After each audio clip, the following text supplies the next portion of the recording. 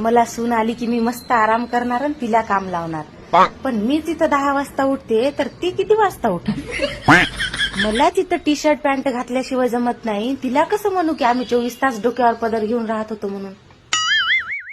आणि मला तिथं बाहेरचं पिझ्झा बर्गर नूडल्स खायची सवय आहे. तिला कसं म्हणू खाऊ नको चांगलं नसते? आणि जर ती मला म्हणली की तुम्हीच खाऊ खाऊ नुसत्या बेंडकोळी सारख्या फुगल्या तर मग जरासा मोबाईल चार्जिंगला लावला तर मला करमत नाही. तिला कसं म्हणू की मोबाईल पाहू नको डोळे खराब होतात म्हणून? मला इथं पिशासारखी राहायची सवय आहे. तिला कसं म्हणू की मी नाहीतर पण लय चांगली राहत होती?